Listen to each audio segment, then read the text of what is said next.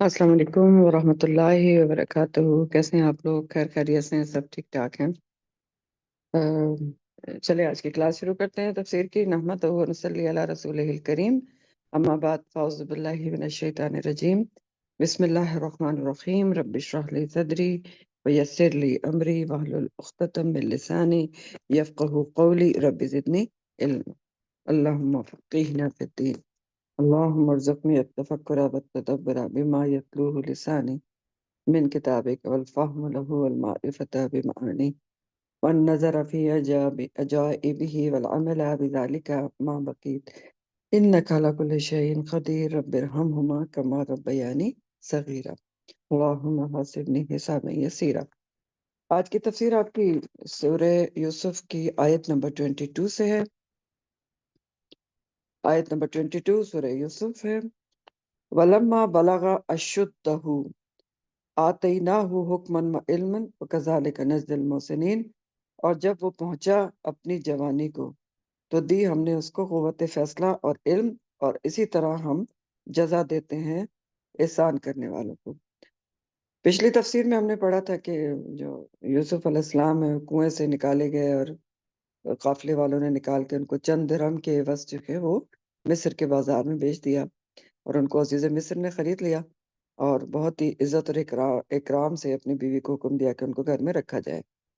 ٹھیک ہے، اور اللہ تعالیٰ نے بہت ہی اچھا اس کے اوپر ایک تبصرہ بھی کیا تھا کہ وَكَذَلِكَ مَكَّنَّا لِيُوسُفَ فِي الْأَرْضِ وَلِنُعَلِّمَهُ مِن تَأْوِيلِ الْأَحَادِيثِ، کہ اس طرح ہم نے یوسف کو بہترین ٹھکانہ دیا زمین میں تاکہ ہم اس کو سکھائیں تاویل الاحادیث، واللہ غالب علی امرہ ولکن اکثر الناس لا یعلمون۔ بڑا زبردست جملہ بتایا گیا تھا کہ اللہ تعالیٰ غالب ہے اپنے تمام فیصلوں پہ، لیکن اکثریت یہ بات جانتی نہیں ہے۔ تو اب وہی تذکرہ کیا جا رہا ہے کہ وہ عزیز مصر کے گھر میں پہنچ گئے، اور جب وہ اپنے اشدہ، اپنی بھرپور جوانی کو پہنچے۔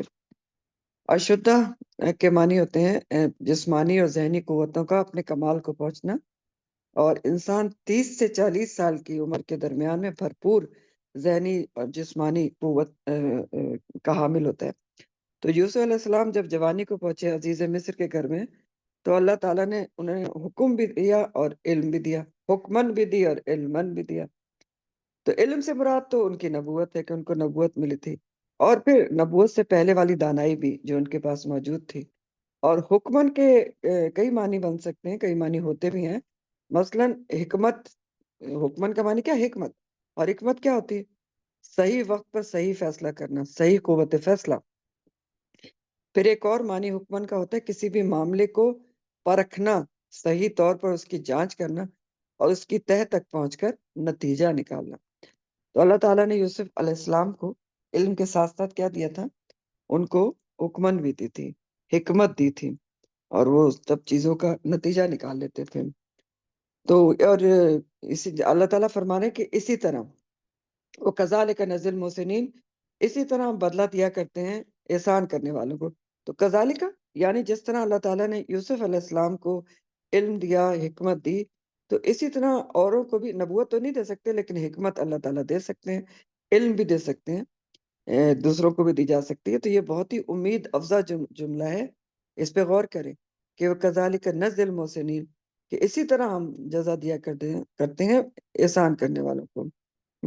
کہ جیسے ان کو قوت فیصلہ بھی دی گئی، علم بھی دیا گیا، ایسے دوسروں کو بھی دیا جا سکتا ہے، کسی کو بھی دیا جا سکتا ہے، لیکن ایک شرط ہے ساتھ میں، محسنین میں سے ہو، احسان کا رویہ رکھنے والا ہو، جس کے اندر احسان کی روش ہو، اس کو یہ نعمت مل سکتی ہے، حکمت کی اور علم کی۔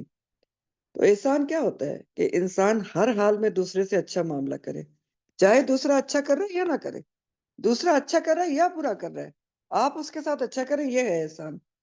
ٹھیک ہے؟ جبکہ عمومی طور پہ کیا ہوتا ہے دنیا میں، عام طور پہ کیا ہوتا ہے، دوسرے کو جب دینے کا معاملہ آتا ہے تو اس میں تو اکثریت، میجورٹی جو ہے وہ جو برابر کے حقوق بھی نہیں دے پاتی، جو جس کا حق ہے وہ بھی نہیں دے پاتی۔ تو پھر بہترین اور آسن تو دور کی بات ہے نا، جو اعلیٰ درجات ہیں انسان کے ساتھ معاملہ کرنے میں، جو اعلیٰ درجات ہیں وہ یہی ہیں، احسان کا درجہ ہے، ٹھیک ہے، عدل کا درجہ ہے، پھر احسان کا درجہ ہے۔ تو یہاں تو عدل ہی مشکل سے ہوتا ہے، تو احسان کہاں ہوگا؟ بہرحال دراصل یہ احسان کا رویہ انسان میں کیسے پیدا ہوتا ہے؟ انسان کے اندر سوچنے کی تو بات ہی ہے نا ہمارے لیے۔ اللہ تعالیٰ کہہ رہے ہیں کہ اسی طرح کا بدلہ جیسے یوسف علیہ السلام کو ملا کسی بھی محسنین کو مل سکتا ہے۔ تو احسان کا رویہ کیسے پیدا ہوتا ہے؟ ایسے پیدا ہوتا ہے کہ جب انسان کا اندر خوبصورت ہو، انر اس کا خوبصورت ہو، اندر سے خوبصورت ہو، تو باہر سے جو جتنے بھی وہ کام کرتا ہے نا اس میں حسن آتا ہے۔ اور کیونکہ دیکھیں نا، احسان کا لفظ اور یہ محسنین کا لفظ کا سب کا روٹ کیا ہے؟ حسن ہی ہے۔ تو جب انسان کا اندر حسین ہو تب اس کا ہر باہر کے کاموں میں حسن آتا ہے۔ اور یہ اندر کا حسن کیسے پیدا ہوتا ہے؟ تقوی سے، اللہ کے ڈر سے، اللہ کی محبت سے آتا ہے۔ اور اللہ کا ڈر کیسے پیدا ہوتا ہے انسان کے اندر؟ قرآن سے جڑ کر پیدا ہوتا ہے۔ جب قرآن کو انسان سمجھتا ہے نا، قرآن انسان کے اندر اترتا ہے تو پھر انسان میں تبدیلی آتی ہے۔ قرآن جب اندر اترے تو انسان پہلے مسلم سے مومن بنتا ہے اور پھر مومن سے محسن بنتا ہے۔ یہ درجہ بدرجہ ہے۔ عام مسلم ہوتا ہے نا، مسلم تو جو بھی نماز روزہ حج زکوٰۃ کر رہے ہیں مسلم ہے، لیکن مومن تو پھر بڑی چیز ہے نا، جو اللہ کی مانتا ہے۔ ٹھیک ہے، مسلمان کون ہے؟ مسلم کون ہے؟ جو اللہ کو مانتا ہے۔ مومن کون ہے؟ جو اللہ کی مانتا ہے۔ اور پھر اگلا درجہ ہوتا ہے محسن، انسان بن جاتا ہے۔ ٹھیک، کہ ہر کسی کے ساتھ احسان کرتا ہے۔ پھر اس علم کے ساتھ جو قرآن کا علم انسان حاصل کرتا ہے، اس کو حکمت بھی بطور انعام عطا کی جاتی ہے، سمجھ لیں۔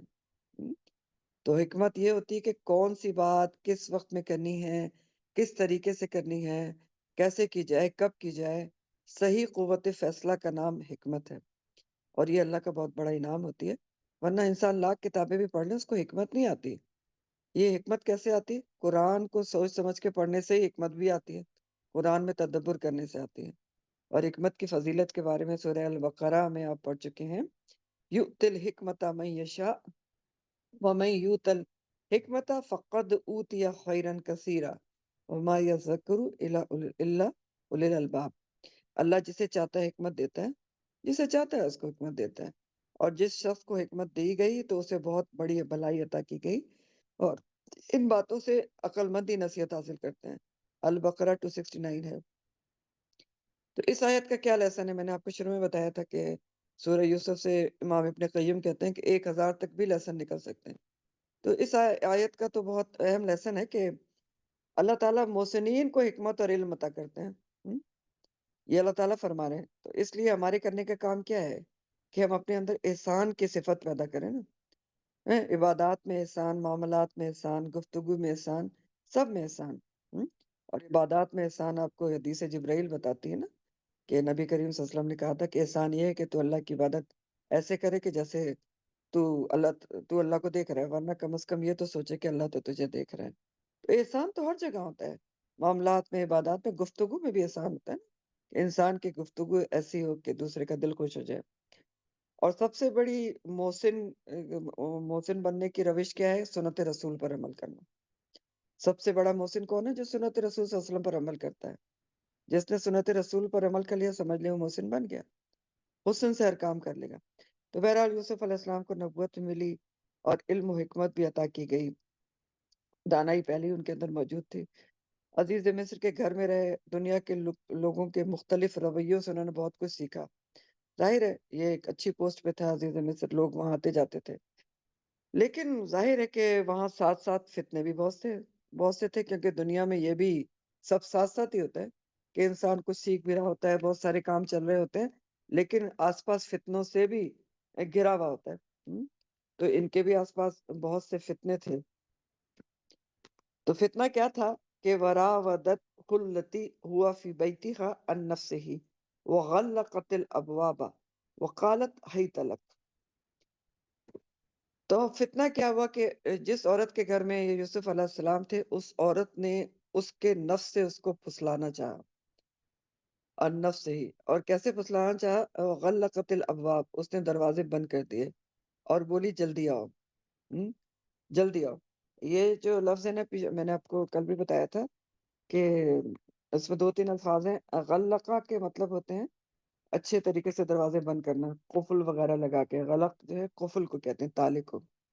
ٹھیک ہے، اور حی تلک کیا ہے؟ اسم فعل ہے کہ تو جلدی کر۔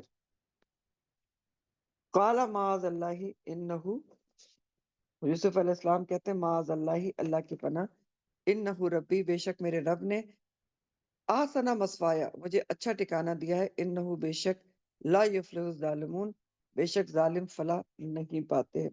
معاذ کا جو لفظ ہے وہ آوازہ سے مصدر میمی ہے، پناہ۔ تو بہرحال جس عورت کے گھر میں وہ تھے یوسف علیہ السلام یعنی عزیز مصر کی بیوی، اس عورت نے ان کو اس کے نفس سے پھسلانا چاہا، دروازے بند کر دیے اور بولی جلدی آؤ، جلدی آؤ۔ راودت ہو کا جو روٹ ہے، کل بھی آپ کو بتایا گیا تھا، وہ ہے روت، رے و دال۔ اس کا معنی ہوتا ہے کسی چیز کی تلاش میں گھومنا، اسی سے ارادہ بھی ہے۔ اور راودہ کا معنی یہ بھی ہوتا ہے کہ کسی دوسرے کو ہم خیال اور ہم ارادہ بنانا، جبکہ پہلے آپس میں ہم آہنگی نہ ہو۔ اور معنی ہوتا ہے برائی کے لیے کسی کو بہکانا، یعنی کیسے ہم خیال بنانا، برائی کے لیے کسی کو بہکانا اور پھسلانا، برائی پہ ہم خیال بنانا۔ تو وہ عورت ان کو پھسلانے لگی، ہم خیال بنانے لگی، برائی پر بہکانے لگی، راودت ہوں، ٹھیک ہے، وہ عورت جو ہے برائی پر بہکانے لگی۔ تو جو یوسف علیہ السلام ہے، اب اس سے یہاں پر آپ دیکھ رہے ہیں کہ وہ عورت کیوں برائی پر بہکاری تھی، کیونکہ ظاہر ہے وہ عورت جو ہے عزیز مصر کی بیوی تھی، لیکن ان کی ماں تو نہیں تھی نا، ظاہر ہے ایک مالک کی بیوی تھی صرف، یوسف علیہ السلام اس کے بیٹے نہیں تھے۔ اور عزیز مصر کی بیوی جوان تھی، بے اولاد تھی، اور ان کا معاشرہ بھی اس وقت ایسا تھا جیسے آج سمجھ لیں آپ ویسٹ کا معاشرہ ہے، پردے کا رواج نہیں تھا مصر میں، اس وقت ماڈرن معاشرہ تھا۔ تو وہ یوسف علیہ السلام کی طرف مائل ہوئی، خوبصورت تھے، ان نفس ہی، یعنی ان نفس ہی ان کو ان نفس ہی ان کو پھسلانے لگی، ان نفس ہی ان کے نفس سے یعنی مختلف طریقے استعمال کرنے لگی کہ وہ پھسل جائیں اور اس کی باتوں میں آ جائیں۔ لیکن وہ اس کی باتوں میں نہیں آئے، اس کی طرف مائل نہیں ہوئے، تو ایک دن موقع پا کر وہ غلط طریقے پر اتر آئی۔ جب اس کا شوہر ایک دن گھر پر نہیں تھا تو اس نے کیا کیا، تمام گھر کے دروازے بند کر دیے، غلقت، سب تمام دروازے اہتمام سے بند کر دیے، اور بولی ہئی تلک، تم جلدی آ جاؤ۔ اب آپ دیکھ رہے ہیں تنہائی ہے، خوبصورت عورت ہے، عمدہ لباس دیوتن کر رکھا ہے، اور خود بلا رہی ہے، اور یوسف علیہ السلام بھی ابھی کنوارے ہیں۔ برائی کے تمام مواقع جو ہیں موجود ہیں، فیور میں ہیں، لیکن وہ کیا کہتے ہیں کالا معاذ اللہ، یوسف علیہ السلام نے کہا اللہ کی پناہ، بولے کہ اللہ کی پناہ، یہ نہیں کہا کہ میں خود مضبوط ہوں اور میں بچ جاؤں گا۔ ایمان اور تقوی تھا تو اپنے اوپر بھی ایمان ہو سکتا تھا کہ میں بہت ایمان والا اور تقوی والا ہوں تو میں خود بچ جاؤں گا، نہیں، انہوں نے اس وقت بھی اللہ کی طرف رجوع کیا اور اللہ تعالیٰ پر توکل اور بھروسہ کیا، اسی سے مدد مانگی، اسی سے مدد مانگی کہ بے شک وہ جو ہے اللہ تعالیٰ، اس سے میں مدد مانگتا ہوں، معاذ اللہ، اللہ کی پناہ مانگتا ہوں۔ اور بات یہ ہے کہ دیکھیں پھسلتا وہی ہے جو ایمان اور تقوی کے لحاظ سے کمزور ہوتا ہے، ورنہ انسان کا ایمان و تقوی اس کو برائی کے سامنے بھی مضبوط رکھتا ہے۔ پھر کہتے انہ ربی احسن مسوائی انہ لا یفلح الظالمون، بے شک وہ میرا رب ہے، اس نے مجھے اچھا ٹھکانہ دیا ہے، اور بلا شبہ ظالم لوگ فلاح نہیں پاتے۔ تو اس آیت کے دو معنی کیے گئے ہیں۔ پہلا معنی یہ ہے کہ رب سے مراد اللہ تعالیٰ ہے، اللہ سبحانہ تعالیٰ، اور مومن کسی حال میں بھی اپنے رب کو نہیں بھولتا، تو یہ بھی کہہ رہے ہیں کہ میرے رب نے مجھے عمدہ ٹھکانہ دیا ہے، اتنے اچھے گھر میں لے آیا ہے کنویں سے نکال کر، اتنے احسان کیے ہیں، اور میں اس کی نافرمانی کروں تو اس طرح تو میں ظالم ہو جاؤں گا، اور ظالم کبھی بھی فلاح نہیں پاتے۔ دوسرا معنی یہ بھی کیا گیا ہے کہ لغوی طور پر رب کے معنی ہوتے ہیں مالک اور آقا، اس معنی میں بھی آتا ہے، قرآن میں بھی آتا ہے، ابھی آگے بھی آئے گا۔ تو عزیز مصر کے لیے انہوں نے کہا کہ اس نے مجھے اچھے طریقے سے رکھا ہے، وہ میرا آقا ہے، اچھا ٹھکانہ دیا ہے، اور میں اس کے ساتھ خیانت کروں تو اگر ایسا کروں گا تو یہ اس کی حق تلفی ہوگی، میں ظالم ہو جاؤں گا، ظالم کبھی فلاح نہیں پاتے۔ لیکن پہلا معنی زیادہ راجح ہے، پریفرڈ ہے، کہ اگر اللہ کی معصیت کروں تو ظالموں سے ہو جاؤں گا، اور ظالم کبھی فلاح نہیں پاتے۔ تو اب یہاں بھی بہت امپورٹنٹ سبق ہمیں نظر آ رہا ہے کہ یوسف علیہ السلام کے کردار کی خوبصورتی اور بلندی نظر آ رہی ہے، کہ ان کو اللہ کے حقوق کا بھی خیال ہے اور بندوں کے حقوق کا بھی خیال ہے، نہ صرف اور پھر یہ ہے کہ نہ، اب دیکھ رہے ہیں اللہ اور بندوں دونوں کے حقوق کا خیال کر رہے ہیں، اللہ کی نافرمانی ہو جائے گی، برے کام میں انوالو ہو جاؤں گا، اور پھر میرے آقا کی بیوی ہو تم، بندوں کی بھی جو ہے حق تلفی ہو جائے گی۔ تو اور پھر نہ صرف خیال کر رہے ہیں، تنہائی میں خیال کر رہے ہیں، یہ اخلاص ہے کہ مالک سامنے موجود نہیں ہے، تنہائی میں بھی اتنے پرخلوص ہیں کہ مالک کی اخلاص کے ساتھ اس کے بیوی کا، اس کی عزت کا خیال کر رہے ہیں۔ تو ہمارے لیے اس میں سبق یہ ہے کہ انسان کے کردار کی بلندی اور خوبصورتی یہی ہوتی ہے کہ وہ جتنا سامنے کسی کا خیر خواہ نظر آئے، اتنا پیچھے بھی اس کا خیر خواہ ہو۔ اگر آپ کسی کے ساتھ سنسیئر ہیں نا، سامنے ہیں، تو آپ کو پیچھے بھی اتنا ہی سنسیئر ہونا چاہیے۔ یہ ہوتی ہے کردار کی سچائی۔ کسی کی برائی اس کے پیٹھ پیچھے بھی نہ کرنی چاہیے، نہ سننی بھی نہیں چاہیے۔ اس کی حق تلفی نہیں ہونا چاہیے، ہونے دینا چاہیے۔ غائبانہ طور پر پیٹھ پیچھے بھی اس مومن بھائی کے لیے خیر خواہی رکھنا چاہیے، ہر مومن کے لیے خیر خواہی رکھنا چاہیے۔ غائبانہ طور پر مومن کے لیے دعا کرنا چاہیے، اور یہی صحیح خلوص اور خیر خواہی ہے کہ دوسرے کو پتہ بھی نہ ہو کہ آپ اس کی خیر خواہی کر رہے ہیں، پیچھے بھی کر رہے ہیں، ہر کسی کے سامنے اس کو ڈیفینڈ بھی کر رہے ہیں، اس کے لیے دعا بھی کر رہے ہیں، اس کے کام بھی سدھار رہے ہیں، اور اس کے کردار کی حفاظت کر رہے ہیں۔ تو یہ ہوتی ہے خیر خواہی، جو پیٹھ پیچھے بھی کی جائے۔ تو اب اس بارے میں ذرا سوچ کے دیکھیں کہ نبی کریم صلی اللہ علیہ وسلم نے حجۃ الوداع کے موقع پر فرمایا تھا، 3 چیزوں کے بارے میں فرمایا تھا کہ مسلمان کی جان، اس کا مال اور اس کی عزت تم پر حرام ہے، ایک دوسرے پر حرام ہے۔ جان و مال کی تو ہم عزت حفاظت کر لیتے ہیں دوسرے کی، عزت کا معاملہ آتا ہے تو یہ حدیث بھول جاتے ہیں۔ عزت کی حفاظت بھی ایک مومن کو دوسرے مومن کی کرنی ہے۔ اگر حفاظت کرنی ہے، نہ کہ عزت اچھالنی ہے، یہ یاد رکھیں۔ عزت کی حفاظت کرنی ہے، یہی خالص اخلاص بھی ہوتا ہے، سنسیئرٹی بھی ہوتی ہے کسی کے لیے، کہ آپ اس کی برائی کرنا تو درکنار، اس کی برائی سنے بھی نہیں، اس کے کردار کی حفاظت کریں۔ یہ بہت اہم ترین سبق ہے ہمارے لیے یہاں پر۔ بہرحال آگے کیا ہوتا ہے کہ وَلَقَدْ ہَمَّتْ بِهِ، اس عورت نے ارادہ کیا اس کا، وَهَمَّ بِهَا، اور وہ بھی ارادہ کر لیتا اس کا، لولا ان رآ برہان ربہ، اگر وہ نہ دیکھ لیتا ایک برہان اپنے رب کی طرف سے، کذالک، اسی طرح، لنصرف، تاکہ ہم پھیر دیں، اسی طرح ہوا تاکہ ہم پھیر دیں، انہو، اس سے، یوسف علیہ السلام سے، سوء والفحشاء، برائی کو اور بے حیائی کو، انہو، بے شک وہ، من عبادنا المخلصین، بے شک وہ ہمارے مخلص بندوں میں سے تھا، مخلصین، چنے ہوئے بندوں میں سے تھا۔ مخلصین جو ہے اسم مفعول ہے، خالص کیے ہوئے بندے، ٹھیک ہے، مخلصین میں سے تھا۔ ہمہ کا جو لفظ آیا ہے، ہمت اور ہمہ، اس کے معنی ہوتے ہیں کسی ارادے کو تھوڑی دیر دل میں رکھنا اور اس پر غور و فکر کرنا۔ تو کیا ترجمہ بنتا ہے، آپ کو ایک دفعہ اور اس کو محاورہ سنا دیتا ہوں کہ بلا شبہ وہ عورت یوسف علیہ السلام کا ارادہ کر چکی تھی، اور وہ بھی اس کا ارادہ کر لیتا اگر وہ اپنے رب کی روشن نشانی نہ دیکھ لیتا، اور اسی طرح ہوا تاکہ ہم اس سے برائی اور بے حیائی کو پھیر دیں، بے شک وہ ہمارے خالص کے بندوں میں تھا۔ تو کیا ہوا کہ یوسف علیہ السلام، عورت نے تو ارادہ کر ہی لیا تھا کہ اس نے برائی کرنی ہے۔ کہا ہی جا رہا ہے کہ یوسف علیہ السلام بھی اگر عام انسان ہوتے تو وہ بھی برائی کا ارادہ کر لیتے۔ عام انسان ہوتے تو انسانی کمزوری ہے، انسانی کمزوری غالب آ جاتی اور برائی کا ارادہ کر لیتے، لیکن انہوں نے برائی کا ارادہ نہیں کیا۔ کیوں؟ اگر انہوں نے اپنے رب کی روشن دلیل نہ دیکھ لی ہوتی، برہان نہ دیکھ لی ہوتی، تو ہو سکتا ہے کہ وہ بھی اس کے پھسلانے میں آ جاتے بطور انسان، لیکن نہیں آئے۔ کیوں؟ کیونکہ رآ برہان رب، کیونکہ اس نے اپنے رب کی روشن دلیل دیکھ لی۔ برہان اصل میں کہتے ہیں قطعی اور ثابت دلیل کو، جس کی تائید وحی الہی سے بھی ہوتی ہے اور جو تمام شک دور کر دے۔ اب یہاں برہان کیا تھی؟ روشن دلیل کیا تھی جس نے یوسف علیہ السلام کو برائی سے بچایا؟ تو سب سے پہلے تو اس سے مراد، برہان سے مراد ان کی نبوت ہے، نبی تھے، اور ہر نبی باکردار ہوتا ہے، چنا ہوا بندہ ہوتا ہے، اور ہر مصیبت کے وقت بھی، آزمائش میں بھی، ابتلا میں بھی اپنے نفس کو قابو میں رکھتا ہے۔ تو نبوت کی دانائی نے ان کے نفس کو قابو میں رکھنے میں مدد دی۔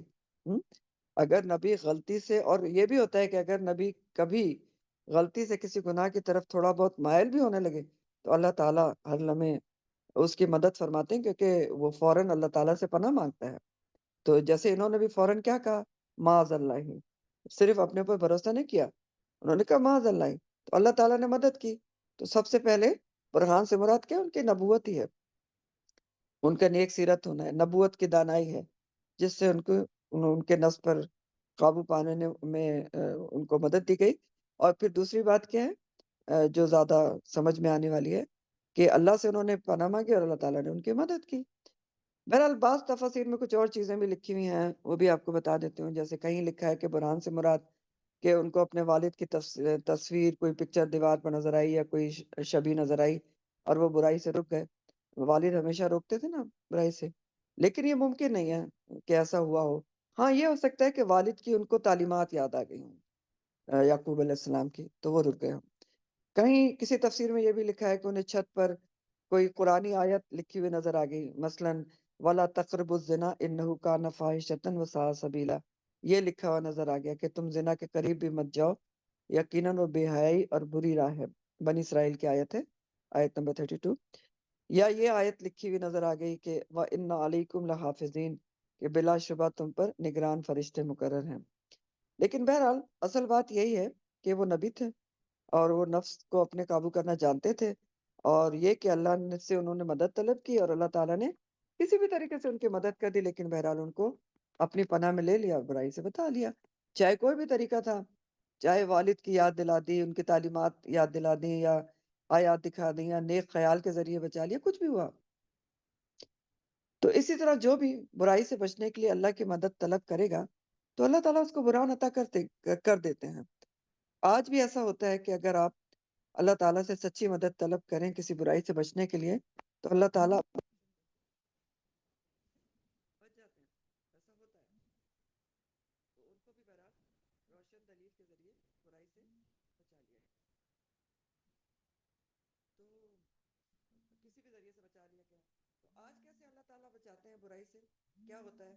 آج بھی ایسا ممکن ہے کہ انسان کسی برائی کی طرف مائل ہو جائے، کسی برائی کی جگہ پر چلا جائے، لیکن اس کو اچانک کیا ہو، کوئی آیت یاد آ جائے کہ یا کوئی حدیث یاد آ جائے اور وہ برائی سے رک جاتا ہے۔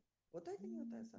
آج بھی ایسا ہوتا ہے نا کہ آپ کو وہی آپ کسی برائی کی طرف مائل ہونے لگتے ہیں، تھوڑا بہت دل مائل ہوتا ہے، لیکن کوئی آیت قرآن کی یاد آ جاتی ہے، لیکن یہ بھی انہیں لوگوں کو یاد آتی ہے نا پھر جو قرآن سے جڑے ہوئے لوگ ہوتے ہیں، قرآن سے جڑے ہوئے لوگوں کو ہی پھر آیات بھی یاد آتی ہیں۔ تو بہرحال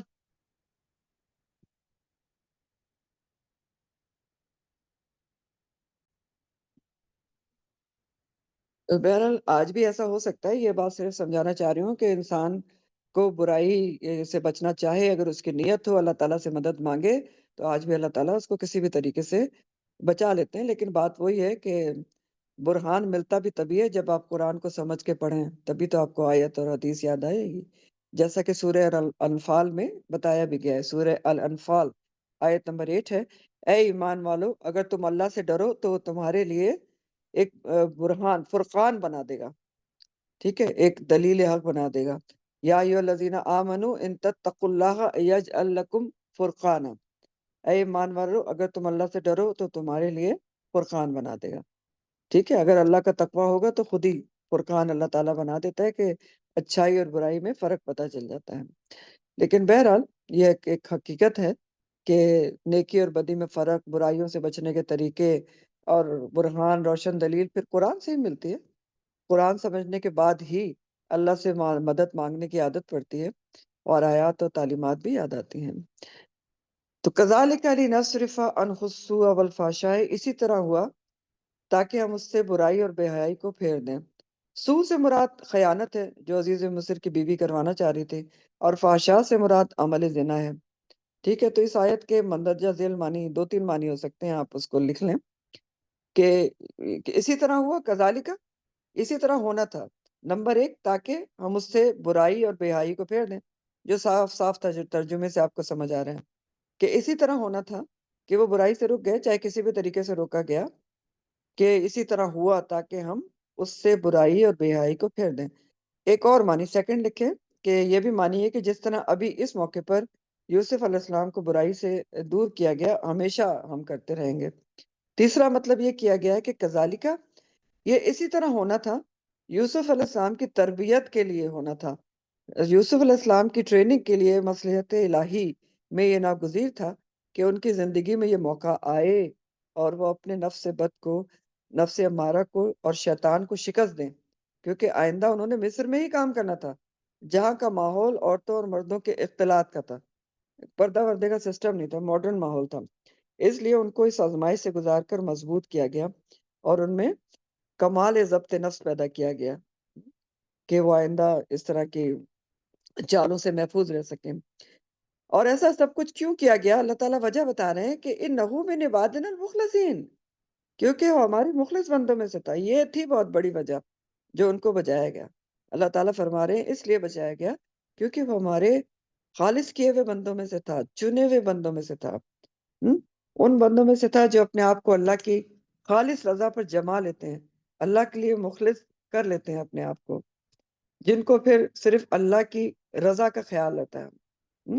تو جن کو صرف اللہ کی رضا کا خیال رہتا ہے ان کو پھر برائیوں سے اللہ تعالیٰ بچا لیتا ہے۔ جو اللہ کی پناہ مانگتے ہیں اللہ تعالیٰ ان کو تھام لیتا ہے۔ جیسے کہ سورہ سعد میں بھی اللہ تعالیٰ نے کچھ انبیاء کے متعلق فرمایا ہے۔ سورہ سعد کی آیت نمبر 46 ہے، سورہ سعد، انا اخلصناہم بخالصۃ ذکر الدار، بے شک ہم نے انہیں خاص صفت آخرت کی یاد کے ساتھ چن لیا تھا۔ یعنی ان انبیاء میں خاص صفت تھی کہ وہ آخرت کو یاد رکھتے تھے، اس لیے وہ چن لیے گئے تھے۔ تو یہ بھی ایک بہت سوچنے کی بات ہے نا۔ یہاں پر لیسن کیا ہے ہمارے لیے؟ ہمارے سوچنے سمجھنے کی بات یہ ہے کہ اللہ تعالیٰ کس بندے کو کب چنتا ہے، انسان مخلصین میں کیسے آ سکتا ہے۔ دیکھیں نا، یہ تو بہت ہی سوچنے کی بات ہے نا، کیونکہ اللہ تعالیٰ کہہ رہے ہیں کہ ان کو اس لیے سوء اور فحشاء سے بچایا گیا کیونکہ وہ مخلص بندے تھے۔ تو مخلص انسان کیسے بنتا ہے؟ اللہ تعالیٰ کسی بندے کو کب چنتا ہے؟ یہ تو بہت ہی سوچنے سمجھنے کی بات ہے۔ عبادنا المخلصین کا خطاب ٹائٹل کیسے ملتا ہے؟ ایسے ملتا ہے کہ جس میں یہ صفات ہوں گی کہ ہر وقت وہ اللہ پر بھروسہ کرے، ہر مصیبت میں اس کی طرف رجوع کرے، ہر چیز میں اس سے پناہ مانگے، تو سمجھ لیں کہ وہ مخلص ہو جاتا ہے۔ یا اس طرح سمجھ لیں، ایک بہت آسان سا آپ کو ٹپ یا ٹوٹکا آپ سمجھ لیں، وہ بتاتا ہوں کہ جو بندہ ہر وقت اللہ سے جڑا ہوتا ہے، یا اس سے کچھ مانگ رہا ہوتا ہے یا کچھ جو اس کو مل گیا اس پر شکر ادا کر رہا ہوتا ہے۔ کیا ٹپ ہے کہ مخلص کون ہوتا ہے، خالص کون کر لیتا ہے اپنے آپ کو اللہ کے لیے؟ وہ ایسے وہ ہوتا ہے کہ ہر ٹائم وہ اللہ سے جڑا ہوا ہے، یا وہ اللہ سے کچھ مانگ رہا ہے، اللہ سے مانگ رہا ہے، چھوٹی سی چیز، بڑی سے بڑی چیز، یا پھر کیا ہے، کسی ملنے والی چیز کا شکر ادا کر رہا ہے، تو سمجھ لیں وہ مخلص ہو گیا۔ تو ایسے مخلص جو بندے ہوتے ہیں ان کے آگے شیطان بھی بے بس ہوتا ہے۔ یہ بات بھی سورہ سعد میں ہی آتی ہے، شیطان کا قول وہاں پر آتا ہے، سورہ سعد کی آیت نمبر 83 ہے، قَالَ فَبِعِزَّتِكَ لَأُغْوِيَنَّهُمْ أَجْمَعِينَ إِلَّا عِبَادَكَ مِنْهُمُ الْمُخْلَصِينَ۔ شیطان نے کہا تیری عزت کی قسم، یقیناً میں ان سب کو ضرور گمراہ کروں گا سوائے تیرے ان بندوں کے جو ان میں سے چنے ہوئے ہیں۔ تو مخلص بندوں پہ تو شیطان کا بھی زور نہیں چلتا، تو مخلص بننا تو پھر بہت ضروری ہے نا۔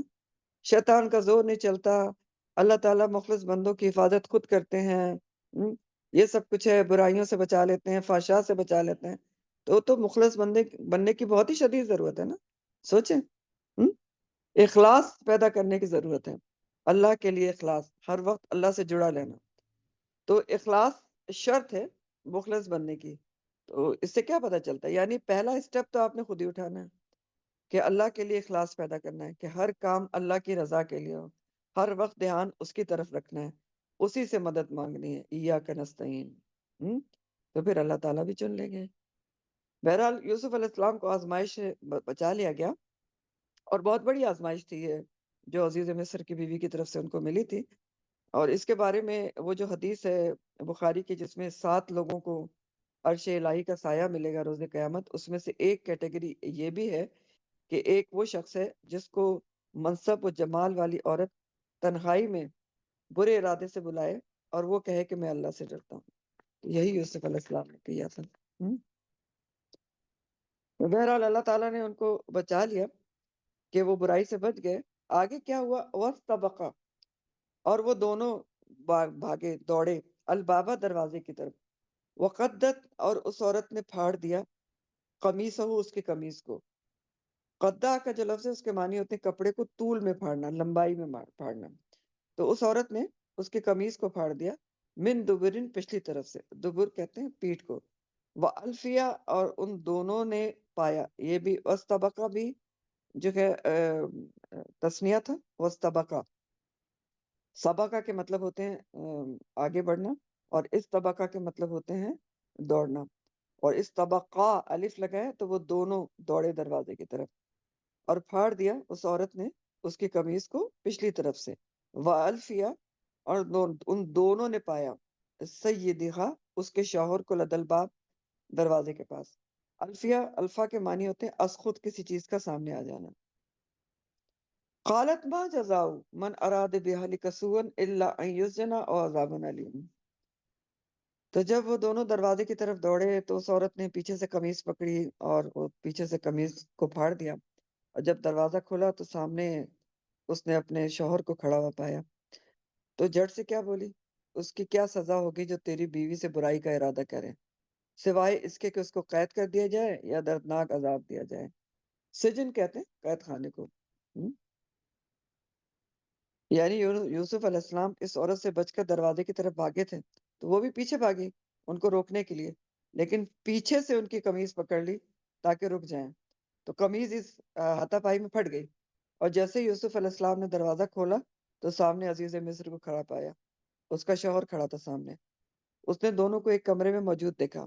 اب اس عورت نے فوراً پیترا بدلا، نئی چال چلی، ہوشیار عورت تھی نا، اس نے ایک تیر سے دو شکار کیے، ایک اپنی پاک دامنی ظاہر کرنے کے لیے، اور دوسرا یوسف علیہ السلام سے اپنی بے عزتی کا بدلہ لینے کے لیے۔ اس نے سارا الزام یوسف علیہ السلام پر ڈال دیا، بولی ما جزاؤ من اراد بأہلک سوءا الا یسجن او عذاب الیم۔ کیا اس شخص کی جزا ہو سکتی ہے، اپنے شوہر کو اکسا رہی ہے، کیا اس کا بدلہ ہو سکتا ہے جو تیری بیوی کے ساتھ برائی کا ارادہ کرے، یا اس کو برائی کا ارادہ کرے، سوائے اس کے کہ اس کو جیل میں ڈال دیں یا دردناک سزا دیں۔ اب یوسف علیہ السلام کی ساری محبت اس کے دل سے نکل گئی، ہاں؟ کیونکہ یہ محبت تھی ہی نہیں نا، یہ محبت نہیں تھی، یہ شہوت تھی، نفس کا دھوکہ تھا، کیونکہ جو سچی محبت ہوتی ہے وہ تو کسی حال میں دل سے نہیں نکلتی، جیسے اللہ کی محبت ہوتی ہے، جیسے اس کے رسول کی محبت، وہ تو کسی حال میں دل سے نہیں نکلتی۔ سوچ کے دیکھیں نا، کیا کوئی چھوٹی موٹی آزمائش یا بڑی بھی آزمائش آنے سے کیا اللہ کی محبت ہمارے دل سے نکل جاتی ہے؟ اللہ نہ کرے، نہیں نکلتی، بلکہ آزمائش میں تو اور بڑھ جاتی ہے، انسان جو ہے تپ کر کندن بن جاتا ہے، روز بروز اللہ کی محبت بڑھتی ہے۔ بہرحال یوسف علیہ السلام نے جب دیکھا کہ ان پر خیانت کی تہمت لگ رہی ہے تو انہوں نے عزیز مصر سے کہا، قالا بولے، اس نے کہا، ہی راودتنی، اس نے یہ پھسلانا چاہتی تھی مجھ کو، یہ بھی اسی روٹ سے ہے، راودتنی، روت سے جو میں نے پچھلے آپ کو بتایا، انہوں نے کہا یہ عورت جو ہے یہ مجھے پھسلانا چاہتی تھی، ان نفسی، میرے نفس سے، وہ شاہدہ اور گواہی دی، شاہدوں نے ایک گواہ نے، من آلیہ اس کے گھر والوں میں سے، عزیز مصر کے گھر والوں میں سے ایک گواہ نے گواہی دی۔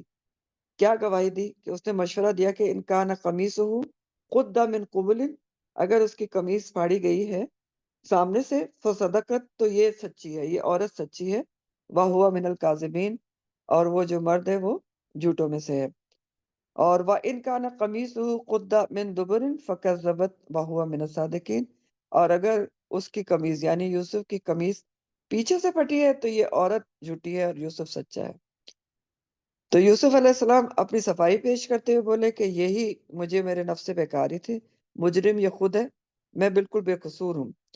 اسی دوران اس بیوی کے گھر والوں میں سے ایک شخص وہاں آ گیا، شور ہوا نا، آیا وہ ہوگا یا شوہر کے ساتھ آیا تھا، باہر سے کچھ بھی تھا، تو اس نے یہ سارا معاملہ دیکھ کے ایک عادلانہ بات کی، انصاف پر مبنی بات کی۔ اس نے کہا کہ دیکھو کہ اگر یوسف کی قمیض سامنے سے پھٹی ہے تو بیوی سچی ہے اور وہ جھوٹا ہے، لیکن اگر قمیض پیچھے سے پھٹی ہے تو وہ جھوٹی اور یوسف سچا ہے۔ اور اس کو کیا کہتے ہیں؟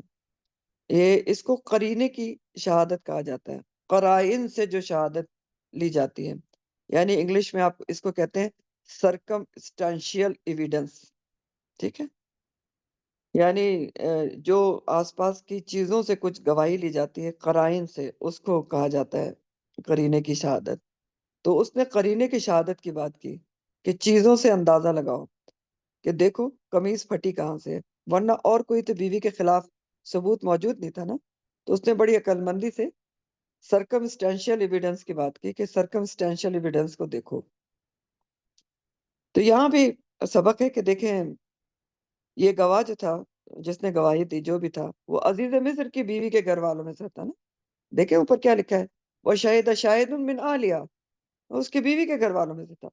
مگر اس نے یہ نہیں کہ بیوی کا ساتھ دیتا، اس نے انصاف سے کام لیا. اور یہ یہاں پر بہت بڑا سبق ہے کہ جو انصاف پسند لوگ ہوتے ہیں نا، جو اللہ کی خاطر انصاف کرتے ہیں ہر جگہ، تو وہ چاہے ان کے سامنے کوئی بھی ہو، وہ سچی گواہی ہی دیتے ہیں ہمیشہ.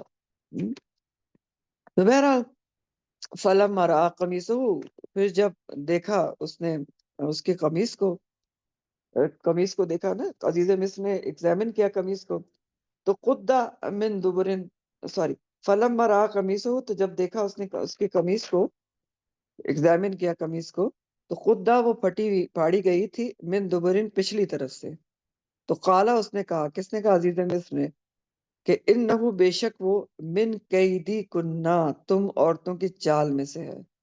اور ان قید کنہ، بے شک تم عورتوں کی چالیں بہت بڑی ہوتی ہیں، عظیم ہوتی ہیں. قید خفیہ چال کو کہتے ہیں. اور کنہ کیوں آ رہا ہے؟ مؤنث جمع کی ضمیر ہے نا، ضمیر جمع مؤنث ہے، کہ تم سب عورتوں کی چال ہیں. سمجھ گیا. اور کہنے لگا یہ تم عورتوں کی چالیں ہیں ان میں سے ہے، اور تم عورتوں کی چالیں بڑی عظیم ہوتی ہیں، یعنی بہت خطرناک ہوتی ہیں. جب اس نے قمیص پیچھے سے پھٹی دیکھی تو سمجھ گیا میری بیوی کی کارروائی ہے. جس طرح عام طور پر بعض عورتیں مکر و فریب کیا کرتی ہیں، اسی طرح اس نے بھی کیے ہیں. اور پھر مزید اس نے کمنٹ کیا کہ تم عورتوں کی چالیں جو ہیں وہ بہت خطرناک، بہت بڑی ہوتی ہیں. یاد رکھیں یہ عزیز مصر کا قول ہے یہاں پر، ان کیدکن عظیم. ٹھیک ہے، یہ اللہ تعالیٰ نہیں کہہ رہے ہیں کہ تم عورتوں کی چالیں بہت بڑی ہوتی ہیں، یہ اس کا اپنا خیال ہے. اور یہ بھی یاد رکھیں کہ ہر عورت کوئی چال باز نہیں ہوتی، ہر عورت اس طرح کی نہیں ہوتی کہ وہ چالیں ہی چلتی رہے. بہت پاکیزہ اور بہت پاس باز عورتیں ہوتی ہیں، پہلے بھی گزری ہیں، آج بھی ہوتی ہیں. لیکن بہرحال بعض ایسی ہوتی ہیں جو چالیں چلنے، جن کا زندگی کا مقصد ہوتا ہے، آج کے معاشرے میں بھی ہوتی ہیں. ان کو دنیا میں کوئی کام نہیں ہوتا، ان کو کہیں صرف دوسروں کی باتوں کی ٹو میں رہتی ہیں. ہر وقت جو ہے وہ جو گھریلو پالیٹکس کے چکروں میں رہتے ہیں، کسی صورت جن کو چین نہیں آتا. یہ آج کے معاشرے میں بھی ایسی عورتیں موجود ہیں، پہلے بھی ہوتی تھیں، اور جو شوہر کو کچھ کا کچھ بتا دیتی ہیں، اور اس طرح فساد برپا ہو جاتا ہے. اسی لیے آپ دیکھیں کہ رسول اللہ صلی اللہ علیہ وسلم نے فرمایا، حدیث ہے صحیح بخاری کی، فرماتے ہیں کہ میں نے اپنے بعد مردوں کے لیے عورتوں سے زیادہ سخت کوئی فتنہ نہیں چھوڑا. تو بہرحال چالیں چلنا صرف عورت کا کام نہیں ہوتا، اور ہر عورت کا بھی کام نہیں ہوتا. یہ عزیز مصر کا خیال تھا. اور بری چالیں عورتوں کے ساتھ مخصوص بھی نہیں ہیں، چال کوئی بھی چل سکتا ہے، مرد بھی چال چلتے ہیں اور بہت چالیں چلتے ہیں. یہ اس کا اپنا خیال ہے. لیکن بات یہ ہے کہ کوئی بھی اگر ایسا کام کرے، کسی کے خلاف چالیں چلے، کسی کو پھنسانا چاہے، چاہے مرد کرے یا عورت کرے، کوئی بھی کرے، تو یہ ہے تو بہت برا کام. تو ہر حال میں برا ہے، چاہے کوئی بھی کرے. بہرحال عزیز مصر کو بات سمجھ میں آ گئی کہ میری بیوی قصوروار ہے. تو وہ کہتا ہے کہ یوسف آرت انہاذا، تم گزر کرو اس سے، وستغفری، اور بخشش مانگ اے عورت. اب اس میں عورت کا ہے، یا جو آخر میں آ رہے ہیں وہ مؤنث کے لیے آ رہا ہے. تو یوسف علیہ السلام سے کہتا ہے کہ تم ذرا درگزر کرو، ان سے چھوڑو، کوئی بات نہیں، جانے دو، جو ہو گیا وہ سو ہو گیا. اس بات کا کسی سے ذکر نہ کرنا، کیونکہ رسوائی ہوگی. اب دیکھیں اس کو اپنی رسوائی کا بہت ڈر تھا، کیونکہ اعلیٰ عہدے پر تھا نا، منصب پہ تھا، اور اس کو اپنی ریپوٹیشن، اپنی ساکھ کھو دینے کا خطرہ تھا، منصب کھو دینے کا خطرہ تھا. اور پھر اس کی اس میں ایک عقل مندی بھی نظر آ رہی ہے کہ وہ برائی کی تشہیر سے اس نے منع کیا کہ برائی کی زیادہ شہرت نہ کرو. اور کیونکہ جیسا کہ منع بھی ہے، اللہ سبحانہ تعالیٰ نے بھی منع کیا ہے نا کہ برائی کی تشہیر نہیں کرنا چاہیے، برائی پر زبان نہیں کھولنا چاہیے، کیونکہ برائی کو جتنا بیان کیا جائے اتنا پھیلتی ہے. تو اس نے کہا کہ گھر کی بات گھر میں رہے گی، تم اس بات کو گھر میں ہی رکھو، کسی سے ذکر نہ کرو اس بات کا. اور بیوی سے کیا کہا؟ بیوی سے کہا وَاسْتَغْفِرِي لِذَنبِكِ إِنَّكِ كُنتِ مِنَ الْخَاطِئِينَ، بخشش مانگو اپنے گناہ کی، اور بے شک تو ہی خطا کاروں میں سے، خاطئین میں سے ہیں۔ یہ سارے جو زیر آ رہے ہیں نا، زمبکین، نکی، کنتی، یہ ساری مونس کی وجہ سے آ رہے ہیں۔ تو اس نے کہا کہ بخشش مانگو لزمبی کی، اپنے گناہ کی۔ تو اس میں دونوں باتیں ہو سکتی ہیں کہ یوسف سے معافی مانگو اور اللہ سے بھی اپنی خطا کی معافی مانگو۔ اور خطا کس کو کہتے ہیں؟ خطا عموماً ایسے گناہ کو کہا جاتا ہے جو اتفاقاً یا سہواً ہو جائے۔ بہرحال اس نے معافی مانگنے کو کہا، معافی مانگو۔ تو عزیز مصر کو بھی آپ دیکھ رہے ہیں، اس نے شوہر ہوتے ہوئے بھی اپنی بیوی کی بیجا طرفداری نہیں کی، بلکہ انصاف سے کام لیا۔ اور انصاف والے ہر حال میں انصاف سے کام لیتے ہیں، چاہے سامنے کوئی بھی ہو۔ جیسے اللہ تعالیٰ کا حکم بھی آپ پڑھ چکے ہیں، ایمان والوں کو اللہ تعالیٰ نے حکم دیا ہے کہ انصاف سے کام لیا جائے، قسط سے کام لیا جائے، چاہے سامنے ان کے اپنے ماں باپ ہی کیوں نہ ہو، یا ان کی گواہی اپنے نفس کے خلاف ہی کیوں نہ جا رہی ہو۔ تو یہ سب ہو گیا، اس نے کہا معافی مانگ لو، لیکن بہرحال ہوا کیا؟ آگے کیا ہوا؟ وہ قالا، اور کہا، نسوتن، عورتوں نے، نساء کی جمع ہے، فی المدینتی، شہر میں، مصر کے شہر میں، امرات العزیزی، عزیز کی بیوی، تراودو، وہ پھسلاتی ہے، یہ بھی وہی روٹ ہے روت کا۔ کس کو پھسلاتی ہے؟ بہکاتی ہے، فتح، اپنے غلام کو یا اپنے جوان کو، فتن کہتے ہیں غلام یا نوجوان کو، النفس سے، اس کے نفس سے۔ ٹھیک ہے، اب یہ کیا ہوا کہ جس سے وہ ڈر رہا تھا عزیز مصر، وہی بات ہے کہ بات پھیل گئی، یہ موضوع ہر جگہ چھیڑا جانے لگا، خاص طور پر امیر طبقے میں یہ بات جنگل کی آگ کی طرح پھیل گئی، کیونکہ ایسی باتیں نکل ہی جاتی ہیں، اور نکل اس لیے جاتی ہیں کہ لوگوں کو ایسی باتوں میں دلچسپی بہت ہوتی ہے۔ اور پھر عزیز مصر کی بیوی خود بھی ادھر ادھر اس طرح کی باتیں کرتی تھی۔ تو یہ بات مشہور ہوگی کہ عزیز مصر کی بیوی اپنے غلام کو دل دے بیٹھی ہے، اس کے اوپر فریفتہ ہو گئی ہے۔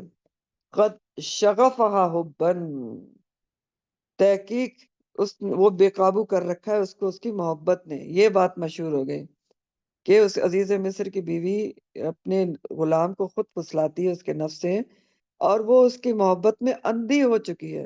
شغفہ کا جو لفظ ہے اس کو ذرا سمجھ لیں۔ شغفت القلب کہتے ہیں دل کے اندرونی حصے یا غلاف کو، اور شغفہ کے معنی ہوتے ہیں دل کے پردے پر چوٹ لگنا، یا ایسی محبت، شغفہ حبا، ایسی محبت ہے جو دل میں سرایت کر جائے، کہ ایسی محبت کسی سے ہو جائے کہ انسان اس کی محبت میں اندھا ہو جائے، اندھا ہو جائے، پاگل ہو جائے بالکل، ٹھیک ہے، اور کچھ نظر نہ آئے۔ اور ایسی محبت سب سے بڑھ کر صرف اللہ ہی سے ہونا چاہیے۔ تو بہرحال یہ بات مشہور ہو گئی کہ اس کی بیوی تو اپنے غلام کی محبت میں پاگل ہو چکی ہے، اندھی ہو چکی ہے، بالکل فریفتہ ہو چکی ہے۔ تو یہاں پر بھی سبق ہے، بہت اہم ترین ہے، کہ یہ جو شغفہ کا لفظ ہے، والہانہ محبت یا دل میں سرایت کرنے والی محبت، یہ صرف اللہ اور رسول سے کرنی چاہیے۔ اور ایک روایت میں بھی آتا ہے کہ اللہ کا ذکر ایسا کرو کہ لوگ تمہیں دیوانہ سمجھیں۔ تو دیوانگی کی حد تک محبت تو اللہ اور رسول سے ہی کرنا چاہیے۔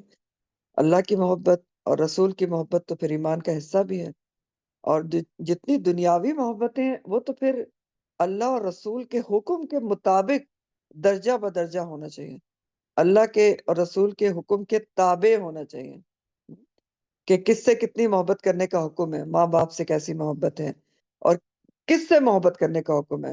محبت ماں باپ سے کی جا سکتی ہے، بیوی سے کی جا سکتی ہے، بہن بھائیوں وغیرہ سے کی جا سکتی ہے، بعض رشتوں سے کی جا سکتی ہے، درجہ بدرجہ ہے جیسا کہ حکم ہے۔ اور جہاں تک دنیاوی اس محبت کا خیال کا تعلق ہے جس کو عام طور پر دنیا میں محبت کہا جاتا ہے، ایک مرد اور عورت کے درمیان، وہ محبت ہوتی نہیں، وہ تو نفس کا دھوکہ ہوتا ہے، شہوت ہوتی ہے۔ دنیاوی محبت بھی جو ایک مرد اور عورت کے درمیان ہوتی ہے، وہ نکاح کے بندھن میں بندنے کے بعد ہی ہوتی ہے، اور وہی اصل ہوتی ہے، جیسا کہ اللہ تعالیٰ نے فرمایا بھی ہے۔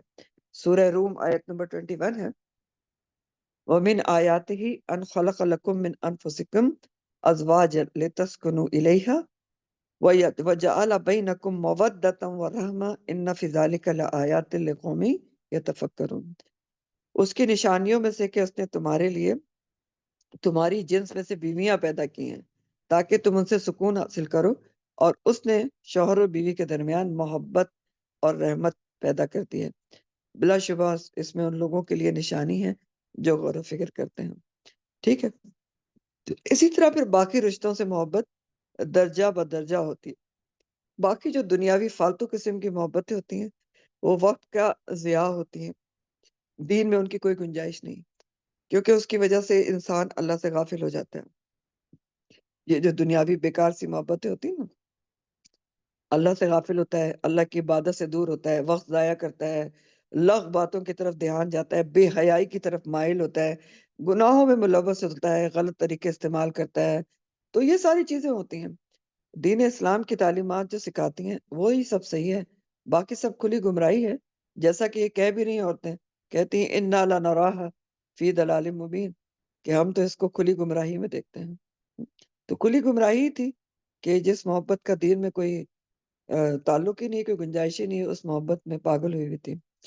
اور پھر یہ جو جملہ ہے انا لنراھا فی ضلال مبین، یہ عام عورتوں کی اس بات میں مصر کے ماحول کی جھلک بھی آپ کو نظر آ رہی ہے کہ وہ اسکینڈل کو پھیلانے میں بہت انٹرسٹ رکھتی تھیں، اور افسوس کے ساتھ آج بھی ایسا ہوتا ہے کہ لوگوں کو ایسے موضوعات میں بہت دلچسپی ہوتی ہے کہ اچھا کس کا کس سے کیا ہو گیا، جبکہ اسلام میں بار بار میں آپ کو بتا رہی ہوں اس قسم کی چیزوں پر بات کرنے کی، قسم کی چیزوں کو سننے کی، اس میں انٹرسٹ لینے کی کوئی گنجائش نہیں ہے۔ برائی کی پر تو بات منہ کھولنے کو بھی اللہ تعالیٰ نے منع کیا ہے۔ آپ چھٹے سپارے کے سٹارٹ میں پڑھ چکے ہیں، لا یحب اللہ الجہر بالسوء من القول، اللہ تعالیٰ اونچی آواز میں برائی پر بات کرنے کو بھی پسند نہیں کرتا۔ تو برائی کو تو پھیلانا تو دور کی بات ہے نا، اور برائی کو دین اسلام پھیلانا نہیں بلکہ چھپانا پسند کرتا ہے۔ ٹھیک ہے، دیکھ لینا اونچی آواز میں بات بھی نہیں کرنا چاہیے۔ اور اس کی سب سے بڑی مثال یہ کہ برائی کو پھیلانا منع ہے دین اسلام میں۔ زنا تک کے بارے میں کیا حکم ہے کہ اگر 4 لوگوں نے آنکھ سے دیکھا ہے تب تو اس کے اوپر حد جو جاری ہوتی ہے، اگر کسی ایک نے اپنی آنکھ سے بھی دیکھا ہے اور مزید وہ 3 گواہ اور نہ لائے تو پھر کیا ہوگا؟ اس کو الٹا 80 کوڑے لگتے ہیں، حد قذف لگ جاتی ہے اس کے اوپر۔ تو اس لیے کتنی کڑی سزا ہے، کڑی شرط ہے کہ 4 لوگوں نے چشم دید اگر گواہ موجود ہے زنا کے تو تب اس کی حد جاری ہوگی۔ اور دوسرا سبق اس میں بہت بڑا یہ بھی آپ دیکھیں کہ اسلام میں فضول باتوں کی کوئی گنجائش نہیں ہے، نہ ہی مومن کا یہ کردار اور اخلاق ہے کہ وہ دوسرے کے کردار کو علل اعلان زیر بحث لائے۔ سوچ کے دیکھیں نا، کیا مومن کا یہ اخلاق و کردار ہے کہ وہ دوسرے کے کردار کو علل اعلان اس کو ڈسکس کرے؟ تو اگر کوئی ایسا کرتا ہے تو یہ اس کے لیے دنیا اور آخرت دونوں میں نقصان دہ ہے۔ نمبر 3 یا چوتھا سبق ہے، دیکھ لیں نمبر لگا لیں۔ اصل میں ہوتا کیا ہے، فرصت اور فراغت انسان کو ایسی چیزوں کی طرف لے جاتی ہے۔ فرصت بھی ہے اور فراغت بھی ہے، پیسے ویسے بھی موجود ہیں، فرصت بھی ہے، آخرت کی طرف دھیان نہیں ہے، زندگی میں کوئی مقصد نہیں ہے، تو پھر انسان کیا کرتا ہے؟ ایسے فضول باتوں میں وقت ضائع کرتا ہے۔ ٹھیک ہے، کبھی فونوں پہ بیٹھ کے، اور کبھی گیدرنگ میں بیٹھ کے، اور کبھی پارٹیز میں بیٹھ کے۔ ایک مومن ایسا کام نہیں کر سکتا جس کے زندگی میں کوئی مقصد ہوتا ہے، یا ویسے بھی ایک مومن، یہ باتیں ذرا لکھ لیں کہ ایک مومن اپنے وقت کے بارے میں حساس ہوتا ہے، سینسٹیو ہوتا ہے، اس کو ہر وقت اپنے وقت کے استعمال پر توجہ ہوتی ہے کہ کہیں وہ ہر وقت یہ سوچتا ہے یا سوچتی ہے کہ میں یہ جو وقت اس کسی کام میں صرف کر رہی ہوں یا لگا رہی ہوں، اس کا مجھے اخروی طور پہ کیا فائدہ ہے؟ اگر اخروی طور پر فائدہ نہیں ہے، نقصان ہے، تو پھر وہ اس کو نہیں کرتا۔ تو وہ مومن ہمیشہ اپنے وقت کے بارے میں سینسٹیو ہوتا ہے، اپنا وقت ایسے کاموں میں لگاتا ہے جس کا اخروی طور پر فائدہ ہو، جو ہمیشہ کی زندگی میں کام آ سکیں۔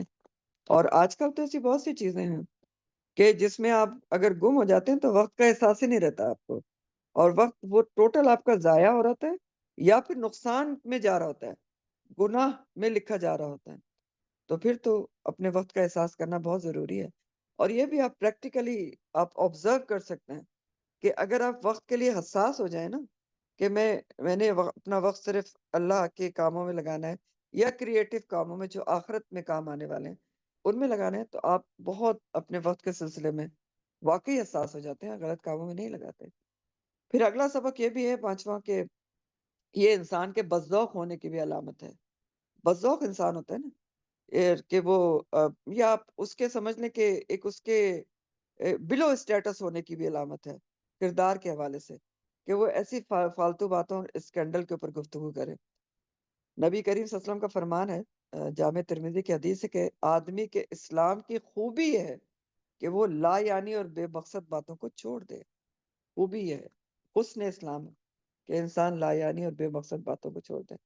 بہرحال مصر کی عورتوں میں عزیز مصر کی بیوی کا قصہ پھیل گیا۔ پھر کیا ہوتا ہے کہ فلما سمیت، جب اس نے سنا، کس نے سنا؟ عزیز مصر کی بیوی نے سنا، بمکرہن، ان عورتوں کے مکر کو، ارسلت، تو اس نے بھیجا، الیہنا، ان کی طرف۔ کیا بھیجا؟ جب اس نے سنا کہ عورتیں اس طرح میرے لیے باتیں کر رہی ہیں، تو اس نے ان عورتوں کی طرف بلاوا بھیجا۔ وہ آتدت، اور اس نے تیار کیا، لہن، ان کے لیے، متکئن، تکیہ لگانے کی جگہ، مجلسیں تیار کی۔ متکئن کا جو لفظ ہے وہ اس سے ہے، اتکا سے ہے، جس کا معنی ہوتا ہے تکیہ لگانا، ٹیک لگانا۔ تو اس نے ان کے لیے مجلسیں تیار کی بڑی آرام دہ۔ وہ آتت، اور دی، کل واحدتن، ہر عورت کو، منہن، ان میں سے، سکینن، ایک چھری، سکینن چھری کو کہتے ہیں۔ وقالتی، اور کہنے لگی، اخرج، نکلا، علیہن، ان پر، یوسف علیہ السلام سے کہا کہ ان پر نکلنا۔ فلما، تو جب رأینہ، ان عورتوں نے دیکھا اس کو، یوسف علیہ السلام کو دیکھا، اکبر نہ، تو اس کو بڑا جانا، روب طاری ہو گیا ان کا، وقطعنا، اور کاٹ بیٹھی، ایدیہن، اپنے ہاتھ، وقلنا، اور کہنے لگی، حاشا للہ، پاک ہے اللہ تعالیٰ، ما ھذا بشرا، یہ انسان نہیں ہے، ان ھذا الا ملک کریم، یہ تو ایک فرشتہ ہے معزز۔ حاشا للہ جو ہے کلمہ تعجب ہے۔ تو بہرحال ہوا یہ کہ عزیز مصر نے جب یہ عورتوں کی پر مکر باتیں سنی کہ وہ شہر میں اس طرح کی باتیں پھیلا رہی ہیں، تو انہوں نے سب کو پیغام بھیجا کہ دعوت ہے، آ جائیں، اور ان کے لیے مسندیں تیار کی، اور ہر ایک کے سامنے اس نے ایک فروٹ رکھے اور ان میں ایک چھری رکھی، اور پھر یوسف علیہ السلام سے کہا کہ ان کے سامنے نکل آؤ۔ اب ظاہر ہے یہ مالک کی بیوی ہے، انہوں نے حکم ماننا تھا۔ تو یعنی جب عزیز مصر کی بیوی نے عورتوں کی گوسپس کو، غیبتوں کو سنا، تو ان کی باتوں کے مقصد کو جان گئی، کہ یہ کیا ثابت کر رہی ہیں، کہ یہ ثابت کر رہی ہیں کہ ہم تو بہت اچھی ہیں، بڑی با کردار ہیں، اور یہ عزیز مصر کی بیوی کو دیکھو کہ یہ تو بہت ہی بد کردار نکلی۔ تو اس نے بھی ایک پلاننگ کی، ایک منصوبہ بنایا، اور ساری شہر کی عورتوں کو ایک گرینڈ پارٹی پہ بلایا، تکیے لگی ہوئی آرام دہ نشستوں کا انتظام کیا، کھانے پینے کا بندوبست تھا، پھل سامنے رکھے، ہر ایک کے آگے ایک ایک چھری انڈیویجولی رکھ دی۔ تو پھر جب وہ پھل کاٹنے لگی، تو اس وقت عین اس نے یوسف علیہ السلام کو حکم دیا کہ ان کے سامنے آ جاؤ، اخرج علیہن، ان کے سامنے آ جاؤ۔ تو جب ان عورتوں نے اس کو دیکھا، تو انہوں نے اس کو بہت بڑا جانا اور اپنے ہاتھ کاٹ ڈالے۔ یعنی جب انہوں نے یوسف علیہ السلام کو دیکھا، تو ان کے حسن و جمال سے مروب ہو گئی، بے خود ہو گئی، نظر ہی نہ ہٹا سکیں، اور پھل کے بجائے بے خود ہو کر اپنے ہاتھ کاٹ دیا۔ اور بڑا کیسے جانا ان کو کردار کے لحاظ سے بڑا جانا، بڑا کردار کے ساتھ تھے۔ اور یہ جو مکر ہنہ کا لفظ آیا نا، کہ وہ ان کے مکر کو جان گئی، تو مکر کیا تھا ان عورتوں کا؟ مکر یہ تھا کہ وہ اس طرح کی باتیں بنا کر چاہتی ہی یہی تھی کہ ان کو کسی طرح سے یوسف علیہ السلام کو دیکھنے کو مل جائے، بہت کیوریاسٹی تھی ان کو۔ تو جب انہوں نے دیکھا، تو دیکھتے ہی ان کے اوپر روب طاری ہو گیا، اور بہت ہی زیادہ انہوں نے بجائے پھل کے اپنے ہاتھ کاٹ لیے، اور بولی کہ حاشا للہ ما ھذا بشرا ان ھذا الا ملک کریم۔ انہوں نے کہا کہ اللہ پاک ہے، یہ بشر نہیں ہے، یہ تو نہایت ہی معزز فرشتہ ہے۔ کلمہ تعجب ہے، حاشا للہ، کہ تعجب کرتے ہوئے انہیں فرشتہ کہا۔ اور فرشتہ صرف شکل و صورت پہ نہیں کہا، کیونکہ کسی کو صرف شکل و صورت پہ تو فرشتہ کہہ ہی نہیں سکتے نا۔ یوسف علیہ السلام کا اصل میں کردار ان کے سامنے تھا، کہ اتنی عورتیں سامنے تھیں، لیکن انہوں نے اپنی نظر نہیں اٹھائی، مجبوری میں سامنے آئے تھے، لیکن نظر اٹھا کے دیکھا نہیں۔ تو ایک دم ان کے اخلاق اور کردار کی ہیبت بھی ان کے دل میں آ گئی، اور بول اٹھی کہ یہ تو کوئی معزز اور باکردار فرشتہ ہے۔ ٹھیک ہے، تو اب عزیز مصر کی بیوی کا پلان کامیاب ہو چکا تھا، تو وہ بولی کہ قالت فذالکن، فَذَلِكُنَّ الَّذِي لُمْتُنَّنِي فِيهِ، کہنے لگی یہ ہے فَذَلِكُنَّ جو ہے یہ اصل میں ذالکہ ہے، لیکن فَذَلِكُنَّ کیوں آ رہا ہے؟ عورتوں کو، بہت ساری عورتوں کو مخاطب کرنے کے لیے آ رہا ہے، ساری عورتوں کو مخاطب کر کے کہنے لگی کہ یہ ہے وہ شخص لُمْتُنَّنِي، تم ملامت کرتی تھی مجھ کو فی جس کے بارے میں. لم تن ننی کا جو لفظ ہے اس کو آپ دو پارٹس میں ڈیوائڈ کریں تو سمجھ آئے گا، لم تن اور نی. لم تنہ کا لفظ لوم سے ہے، لام و میم، جس کا مطلب ہوتا ہے ملامت کرنا. تو یہ لوم سے ماضی جمع مونس کا صیغہ ہے، اور نی مجھے، وہ کہتی ہے کہ یہ ہے، اب دیکھ لیا تم نے جس کے بارے میں تم مجھ کو ملامت کرتی تھی، میرا قصور نہیں ہے، یہی ہے وہ جس کو دیکھ کر تمہارا یہ حال ہوا ہے، تمہارا یہ حال ہوا ہے. وَلَقَدْ رَاوَدتُّهُ، اور البتہ تحقیق میں نے ہی پھسلایا تھا اس کو، النفس سے ہی، اس کے نفس سے، فَاسْتَعْصَمَ، تو یہ تو بچ نکلا.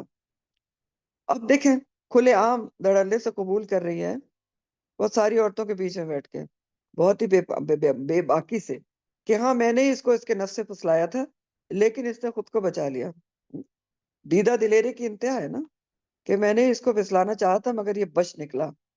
یعنی یہ تو فرشتہ خصلتی ہے، قصور میرا ہی تھا، میں نے ہی اسے پھسلانا چاہا تھا. فَاسْتَعْصَمَ کا جو لفظ ہے عصمہ سے ہے، اور عصمہ آپ کئی دفعہ پڑھ بھی چکے ہیں، فَاسْتَعْصِمْ بِاللَّهِ، کسی چیز کو حفاظت میں لے کر مصیبت سے بچانا. اور اس عصمہ کا مطلب ہوتا ہے اس نے خود کو بچا لیا. تو کہتی ہے کہ پھسلایا تو میں نہیں تھا، لیکن اس نے خود کو بچا لیا، لیکن ایک دفعہ تو بچا لیا. آگے کیا ہے؟ وَلَئِن لَّمْ يَفْعَلْ مَا آمُرُهُ لَيُسْجَنَنَّ وَلَيَكُونَ مِنَ الصَّاغِرِينَ. کہتی ہے ایک دفعہ تو اس نے خود کو بچا لیا، مگر آگے اس نے وہ نہ کیا جو میں اس کو حکم دیتی ہوں، تو میں ضرور ہی اس کو قید کیا جائے گا، اور یقیناً وہ ذلیل و خوار ہونے والوں میں سے ہوگا.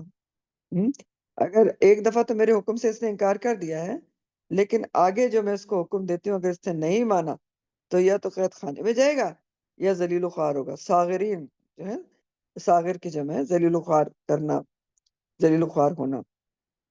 اور ایسی بات بھی کبھی کسی عورت کو زیب نہیں دیتی کہ اپنا قصور، اپنی بے حیائی کا قصور اتنے دھڑلے سے مانے، اتنی بے باکی سے مانے، دوسرے کو معصوم بھی قرار دے، اور دوسری طرف اس کو دھمکی بھی دے. تو یوسف علیہ السلام آپ دیکھ رہے ہیں کہ پھر اس وقت ایک بہت بڑے ابتلا میں ہیں، سخت ترین ابتلا کے دور میں تھے. دیکھتے جائیں کہ کیسے کیسے ان کے اوپر آزمائشیں آئیں اور کیسے کیسے وہ نکلے.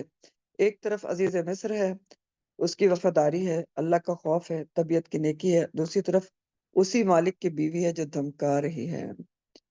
تو یوسف علیہ السلام کیا کہتے ہیں؟ کہتے ہیں کہ دعا کرتے ہیں اللہ تعالیٰ سے. قالا، اس نے کہا یوسف علیہ السلام نے، رب السجن، اے میرے رب قید خانہ، ربی اے میرے رب، سجنو قید خانہ، احبو زیادہ پیارا ہے، الیہ میری طرف، مما اس سے جو، یدعوننی جو وہ بلاتی ہیں مجھ کو، وہ سب عورتیں بلاتی ہیں مجھ کو، الیہ جس کی طرف، وَإِلَّا اور اگر نہیں، تصرف تو پھیرے گا، ہٹائے گا، انی مجھ سے، کیدہن ان عورتوں کی چال کو، اسبو تو میں مائل ہو جاؤں گا، الیہن ان کی طرف، وَأَكُمْ مِنَ الجَّاهِلِينَ اور میں ہو جاؤں گا جاہلوں میں سے. اسبو صرف اس میں ایک نیا لفظ ہے، سبیون کہتے ہیں چھوٹے بچے کو، اور اسبن کا روٹ جو ہے وہ سواد بے واو ہے، سبو. سبو کہتے ہیں بچپنے کے طور پر غلط طرف مائل ہو جانا.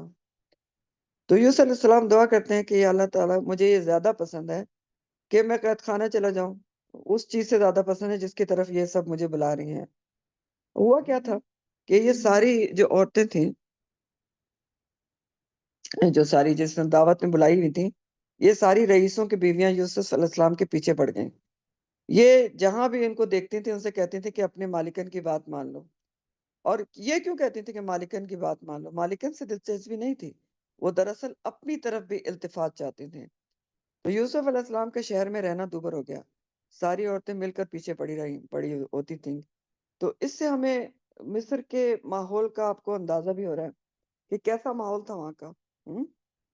بہت ہی کوئی آزادانہ اور بے حیائی کا ماحول تھا کہ ایک مرد کو بے بس کرنے کی کوششیں عورتیں کر رہی ہیں، اور سوچنے کی بات یہ کہ کیسا ان کے شوہروں کا کردار تھا۔ کیسے لاپرواہ تھے وہ اپنی بیویوں سے، یا کمزور تھے اپنی بیویوں کے آگے، یا کیا تھے؟ دیوس تھے۔ دیوس کون ہوتا ہے ذرا یہاں پر یہ بھی سمجھ لیں۔ دیوس کے بارے میں حدیث بھی آتی ہے، اور دیوس کیا ہوتا ہے یہ میں آپ کو حدیث کی بک میں سے اس کی ایکسپلینیشن پڑھ کے سنا رہی ہوں۔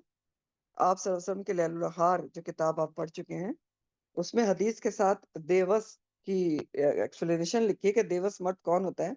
جس کے گھر میں کوئی غیر شخص آ کر اس کی بیوی، بیٹیوں، بہووں اور کے ساتھ بے پردہ ملنا جلنا کرے، بے حیائی والا طرز عمل اختیار کرے، اور وہ شخص لاپرواہی سے کام لے اور خاموشی اختیار کرے۔ اس کے علاوہ اپنی بہو، بیٹی، بیوی یا بہن کو بے پردہ اور زیب و زینت کے ساتھ گھروں سے باہر نکلنے کی اجازت دے یا اس کی پرواہ نہ کرے تو یہ بھی دیوس کے زمرے میں آتا ہے۔ تو یہ تو دیوس کی ایکسپلینیشن ہے۔ حدیث ہے نبی کریم صلی اللہ علیہ وسلم کی، مسلم کی، کہ آپ صلی اللہ علیہ وسلم نے فرمایا اللہ رب العزت نے تین اشخاص پر جنت حرام کر دی ہے۔ نمبر 1 دائمی شراب پینے والا، نمبر 2 والدین کا نافرمان، نمبر 3 دیوس جو اپنے اہل عیال کو غیر شرعی کام، بے حیائی اختیار کرنے دے۔ ٹھیک ہو گیا؟ تو اب اسی قسم کے کوئی لوگ تھے، بہرحال بہت ہی آزادانہ اور بے حیائی کا ماحول تھا، اور ان کے شوہروں کا کردار کیا سمجھ میں آ رہا ہے یہ بھی دیکھ لیں۔ لیکن یوسف علیہ السلام اپنے اخلاق اور کردار پر جمے ہوئے تھے۔ تعریف، تنقید، دھمکی، کسی چیز نے بھی ان کو نہیں جھکایا، اور انہوں نے بے بسی کے عالم میں پھر دوبارہ اپنے رب کو پکارا کہ اے میرے رب، قید خانہ ان سے کہیں زیادہ بہتر ہے، کہیں زیادہ مجھ کو پیارا ہے جس چیز کی طرف یہ مجھے بلاتی ہیں۔ تو یہاں بھی ہر طرف فتنوں کی قید میں ہوں، تو اس سے بہتر ہے کہ میں اصل قید خانے میں چلا جاؤں، تو ان فتنوں سے بچ جاؤں گا، گناہوں سے بچ جاؤں گا، اور ہمیشہ کی جیل سے بچ جاؤں گا، جو ان فتنوں میں اگر اللہ نہ کرے پڑ گیا تو آخرت میں ملے گی۔ تو والا وَإِلَّا تَصْرِفْ عَنِّي وَإِلَّا تَصْرِفْ عَنِّي كَيْدَهُنَّ أَصْبُ عَلَيْهِنَّ وَأَكُن مِّنَ الجَّاهِلِينَ۔ پھر کہتے ہیں اگر تو نے ان کا مکر مجھ سے نہیں پھیرا تو میں ان کی طرف مائل ہو جاؤں گا اور میں جاہلوں میں سے ہو جاؤں گا۔ تو یوسف علیہ السلام اللہ سے دعا کر رہے ہیں کہ یا رب، جیل خانہ ہی بہتر ہے، اگر تو مجھ سے ان عورتوں کی چال نہیں پھیرے گا تو میں ان کی طرف ڈر ہے کہ کمزور نہ پڑھ کے مائل ہو جاؤں۔ ہاں؟ یعنی ہر طرف سے گرا ہوا ہوں نا، ہر وقت فتنہ ہے، ہر کوئی مجھے یہ عداوت دے رہا ہے، انسان ہوں، ہر طرف سے پھنسا ہوا ہوں، تو مجھے ثابت قدم رکھ، مدد کر میری، اگر میں کمزور پڑ گیا تو باہر ڈر ہے کہ مائل نہ ہو جاؤں، اور اگر مائل ہو گیا تو جاہلوں میں سے ہو جاؤں گا۔ اب یہ تو بہت ہی امپورٹنٹ سبق ہے اس آیت کا بھی، یہ ہمارے سوچنے سمجھنے سے اگین تعلق رکھتا ہے۔ یوسف علیہ السلام کہہ رہے ہیں اگر میں عورتوں کی طرف مائل ہوا تو جاہلوں میں سے ہو جاؤں گا۔ غور کریں کیا کہہ رہے ہیں، اور عورتوں کی طرف اگر مائل ہوا تو جاہلوں میں سے ہو جاؤں گا۔ تو آج کل کیا ایسے لوگوں کو جاہل کہتے ہیں؟ آج کل کے معاشرے میں کیا ایسے مردوں، ایسے شخص کو جاہل کہتے ہیں کہ جو عورتوں کی طرف مائل ہو؟ یا کیا کہتے ہیں اس کو؟ تو ہم پڑھا لکھا کہتے ہیں، ہم کہتے ہیں بہت پڑھا لکھا ہے، براڈ مائنڈڈ ہے، کھلے دماغ کا ہے، ماڈرن ہے، کہ اس میں کوئی برائی نہیں سمجھتا، مرد اور عورت کی دوستی کو دوستی سمجھتا ہے، دوستی ہوتی ہے، فرینڈشپ ہے صرف، تو اس کو تو ہم اپریشیٹ کرتے ہیں۔ کہ ہم جاہل، وہ تو کہہ رہے ہیں کہ جاہلوں میں سے ہو جائے گا، تو ہم تو جاہل تو نہیں کہتے، ہم تو اور ہی اس کو القاب دیتے ہیں، ہم کہتے ہیں بہت ویل ایجوکیٹڈ انسان ہے، پڑھا لکھا ہے، کھلے دماغ کا ہے، وغیرہ وغیرہ۔ اور اس کے برعکس جو شخص ان چیزوں سے روکتا ہے اس کو جاہل ضرور بنا دیتے ہیں، جاہل ہے، دماغ کھلا نہیں ہے، دقیانوسی ہے، نیرو مائنڈڈ ہے، وغیرہ وغیرہ۔ تو یہ تو بڑی سوچنے کی بات ہے۔ ایک اور سبق یہ بھی ہے کہ دنیا کی وہ لذتیں، خوبصورتیاں جو اخروی تباہی کا باعث بنے، ان سے بچنے کے لیے اگر گھر میں قید بھی ہونا پڑے تو ہو جانا چاہیے۔ اگر آپ کو گھر میں کنفائنڈ رہنا پڑے، اگر فتنے بہت ہوں باہر، تو آپ اپنے آپ کو گھر میں کنفائنڈ رکھیں۔ کیوں؟ کیونکہ زندگی بڑی مختصر ہے۔ ہاں؟ اگر اس میں آپ فتنوں میں پڑ گئے تو وہاں کوئی بچت نہیں، اور اگر یہاں فتنوں سے بچ گئے تو ہمیشہ کی زندگی میں آپ کو قید خانہ نہیں ملے گا۔ تو ایسی جگہوں سے، ایسے ماحول سے بچنے کی پوری کوشش کرنا چاہیے جہاں فتنے میں پڑنے کا ڈر ہو۔ کیوں؟ انسان کمزور ہے، وَخُلِقَ الْإِنسَانُ ضَعِيفًا، اور شیطان ہر وقت پیچھے لگا ہے، اور اپنا نفس بھی پیچھے لگا ہوتا ہے۔ اس سلسلے میں آپ کو ایک حدیث سناتی ہوں بخاری کی، جس سے آپ کو یہ بات سمجھنے میں مدد ملے گی کہ اگر فتنے بہت آس پاس ہوں تو انسان نہ نکلے فتنوں کے دور میں، گھر میں رہے، بچے ایسی جگہوں سے۔ بخاری کی حدیث سے نبی کریم صلی اللہ علیہ وسلم نے فرمایا، ان قریب ایسا وقت آئے گا کہ مسلمان کا بہترین مال وہ بکریاں ہوں گی جس کو لے کر وہ پہاڑوں کی چوٹیوں اور بارش کے جگہوں پر چلا جائے گا، بارش کے برسنے کی جگہوں پر چلا جائے گا۔ شہروں سے اس کا یہ فرار اپنے دین کو فتنوں سے بچانے کے لیے ہوگا۔ ہم؟ تو فتنوں سے بچنے کے لیے آپ گھر میں رہیں، نہ چاہیں باہر نہ نکلیں زیادہ۔ ایک اور اس میں سبق یہ کہ شریعت کی روح سے جو عالم اپنے علم کے مطابق عمل نہ کرے وہ جاہل ہے، ٹھیک ہے؟ یعنی جس کو علم ہے، احکامات کا پتہ ہے، لیکن پھر وہ اس حکم پر عمل نہیں کرتا تو وہ جاہل ہے۔ مثال کے طور پر ہمیں کتنے احکامات کا پتہ ہے، تو سوچ لیں کہ اگر ہم ان پہ عمل نہیں کرتے تو ہم جاہل ہیں، چاہے بہت بڑی بڑی ڈگریاں بھی ہمارے پاس کیوں نہ موجود ہوں۔ تو بہرحال انہوں نے اللہ سے دعا کی، فاستجاب لہ ربہ، تو دعا قبول کر لی ان کی، لہو ان کے لیے ان کے رب نے، فصرف، اور پھیر دیا، دور کر دیا، انہو اس سے کئی دہن، ان عورتوں کی چال کو، انہو هو السمیع العلیم، تو بے شک وہ بہت زیادہ سننے والا اور بہت زیادہ جاننے والا ہے۔ اللہ تعالیٰ نے ان عورتوں کا مکر ان سے دور کر دیا، ان کو بچا لیا۔ بچنا چاہتے تھے، دعا قبول ہو گئی۔ کیسے بچے، کیا ہوا، یہ انشاءاللہ تعالیٰ اگلی دفعہ پڑھیں گے۔ وآخر دعوانا ان الحمدللہ رب العالمین، سبحانک اللہم و بحمدک، نشہد ان لا الہ الا انت، نستغفرک و نتوب الیک۔ سبحان ربک رب العزت عما یصفون، وسلام علی المرسلین، والحمدللہ رب العالمین۔ ربنا تقبل منا انک انت السمیع العلیم، وتب علینا انک انت التواب الرحیم، آمین یا رب العالمین۔ السلام علیکم ورحمۃ اللہ وبرکاتہ۔